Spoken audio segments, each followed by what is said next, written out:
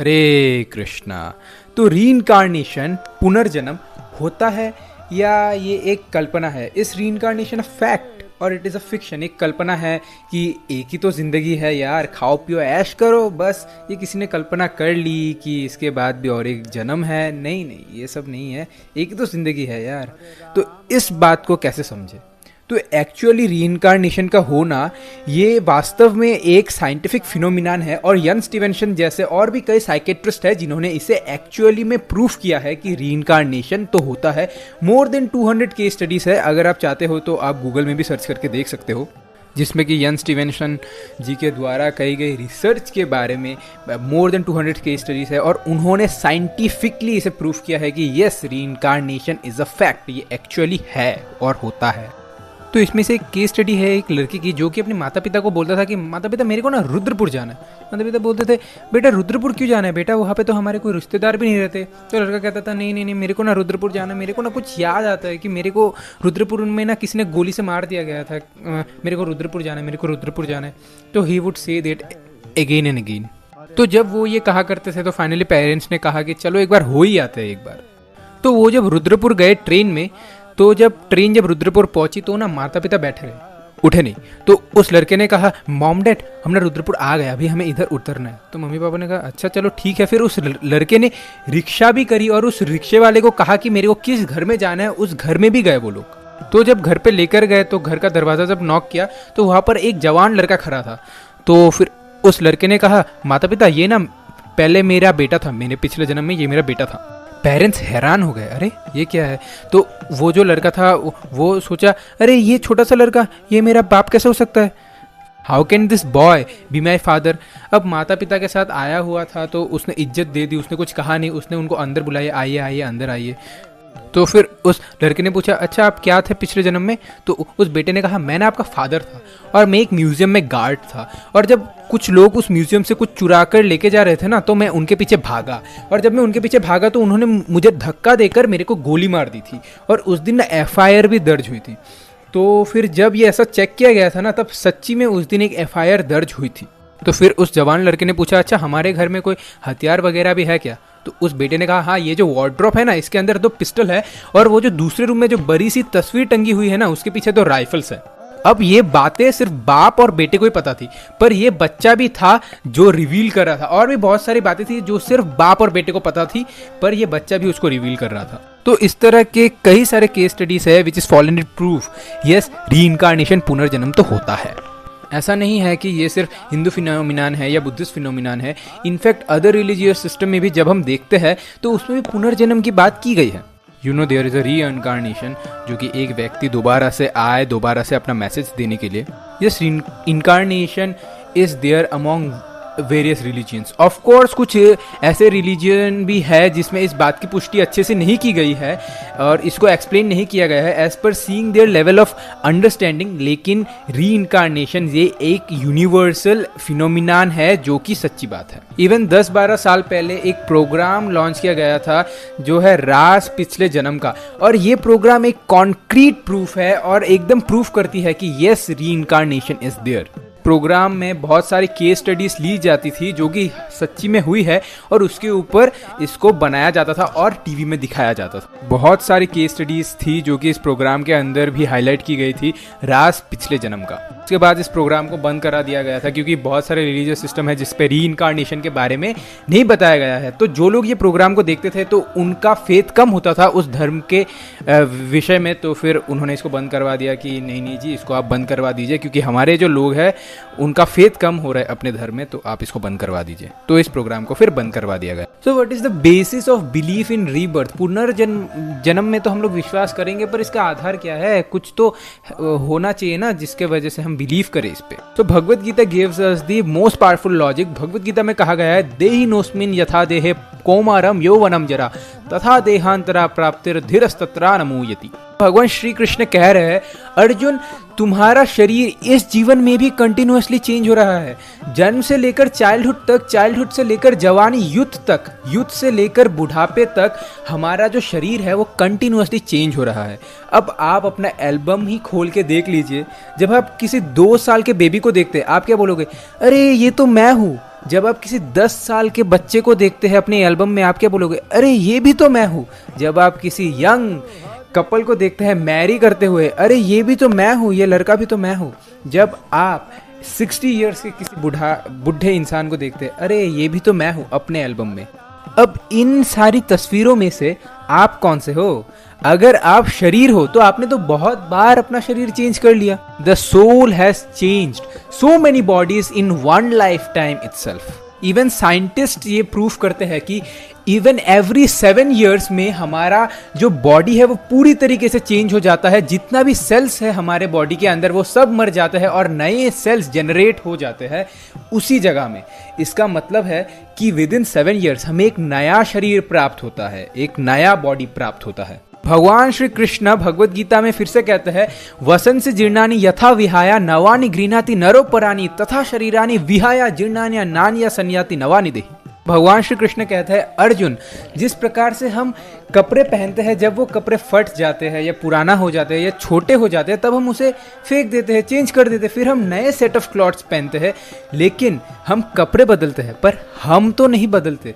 उसी प्रकार जिस प्रकार से हम अपने कपड़े बदलते हैं उसी प्रकार एक आत्मा एक बॉडी को चेंज करते दूसरे बॉडी में जाते हैं, young age to old age, ऐसे करके हम अपने बॉडी को चेंज करते हैं। और उसी प्रकार मृत्यु के समय आत्मा एक शरीर को छोड़कर दूसरे शरीर में जाती है और एक शांत और बुद्धिमान व्यक्ति इस तरीके के बदलाव से भ्रमित और विचलित नहीं होता। उसी प्रकार जिसको हम मृत्यु कहते हैं वो आत्मा के अस्तित्व का अंत नहीं है। ये तो आत्मा है जो कपड़े बदलती है। और वो कपड़ा क्या है? वो कपड़ा है ये बॉडी, ये भौतिक शरीर। और जब आत्मा एक शरीर को छोड़कर दूसरे शरीर में जाती है तब आत्मा अकेले नहीं जाती, उसके साथ 3 और चीजें जाती है। वो है मन, बुद्धि और अहंकार, जिसे सूक्ष्म शरीर कहते हैं। इसलिए आप देखेंगे कि कुछ बच्चों के अंदर एक इनबिल्ट क्वालिटीज़ होती है जिसको कि किसी ने उनको इसकी ट्रेनिंग दी नहीं है, पर वो क्वालिटीज़ उनके अंदर पहले से ही है, जन्म से ही है, पर इसकी ट्रेनिंग उनको किसी ने नहीं दी। तो एक डिवोटी के माता पिता शेयर कर रहे थे कि हमारा जो बेटा है वो जब छोटा था तो जब हम लोग इसको सड़क में बाहर लेके जाते थे तब चाहे कोई मस्जिद आए या गिरजाघर आए या कोई मंदिर आए तो ये बच्चा हाथ जोड़ के बोलता था जय। पर इसकी ट्रेनिंग हमने इसको कभी नहीं दी कि बेटा ये जो गिरजाघर है, ये जो मस्जिद है, ये जो मंदिर है, ये सब पवित्र स्थानें होती है, इसको देख के प्रणाम करना चाहिए। हमने इसकी ट्रेनिंग इसको नहीं दी, पर ये अपने आप ही इनको देख के जय बोला करता था। क्यों? क्योंकि वो पिछले जन्म के जो इनहेरेंट क्वालिटीज़ है वो हम लोग मन, बुद्धि, अहंकार और आत्मा वो लेकर आती है। तो जैसे जो जो क्वालिटीज़ हमारे अंदर है वो हम पिछले जन्म से कैरी कर आ रहे हैं। जैसे कि बैड हैबिट्स है, बहुत सारे बैड हैबिट्स है, छूट नहीं रही है। क्यों? क्योंकि हम बहुत जन्मों से वो करते हुए आ रहे हैं। तो इसका मतलब ये नहीं है कि हम लोग पिछले जन्म से ये सब कैरी करते आ रहे हैं तो फिर अब हम कुछ नहीं कर सकते, हम इसे रोक नहीं सकते। नहीं, अगर हम इसको अभी नहीं रोकेंगे हमारी बुरी आदतों को तो फिर ये नेक्स्ट लाइफ में और भी ज़्यादा इम्पैक्ट करेगा हमारे जीवन में।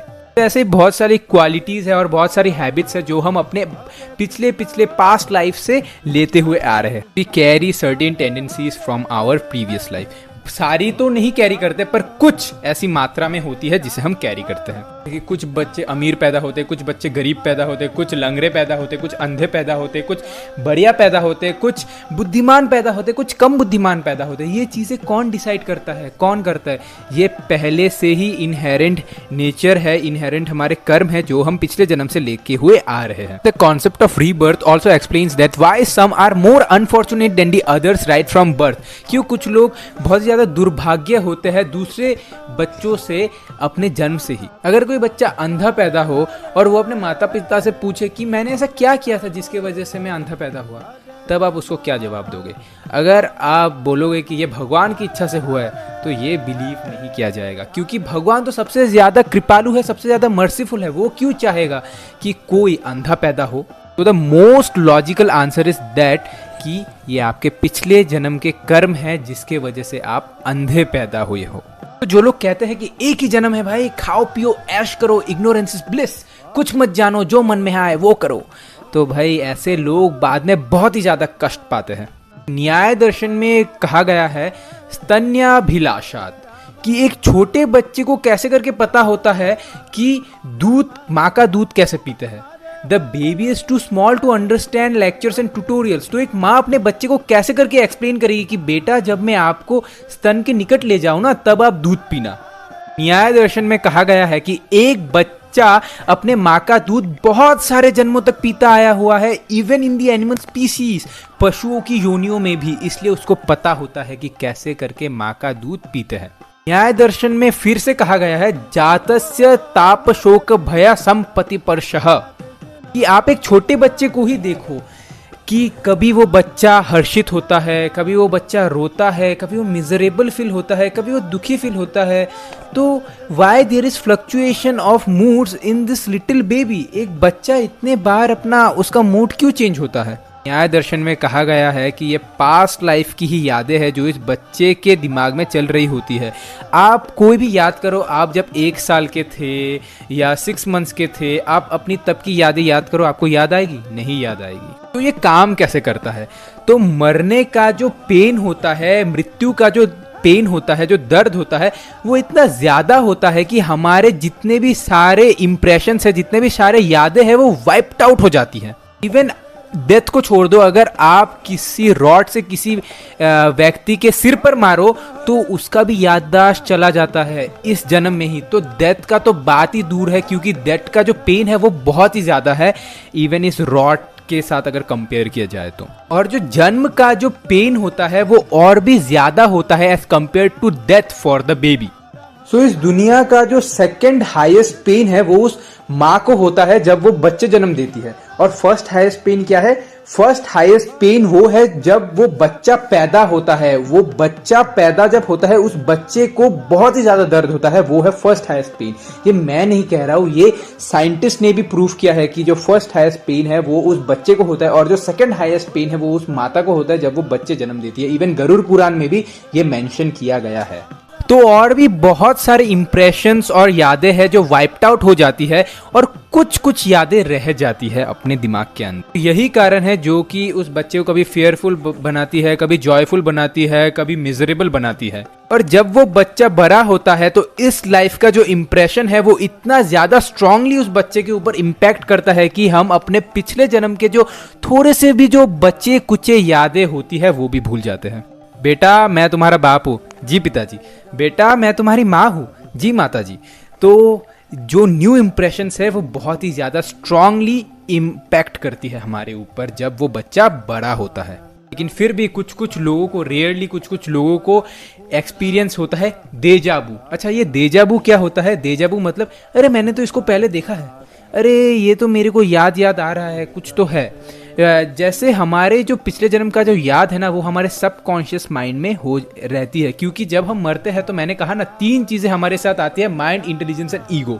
तो ये जो सबकॉन्शियस माइंड में वो रहती है। सोचो आप अपने पिछले जन्म में रेड वाइन पीते थे, पर इस जन्म में आपको रेड वाइन कुछ पता नहीं है, पर अचानक से आपने टीवी में एडवर्टाइज देख लिया रेड वाइन का, फिर आपको याद आ गया अरे ये तो देखा देखा सा लगता है, ये तो शायद मैंने पिया था या कुछ हुआ था।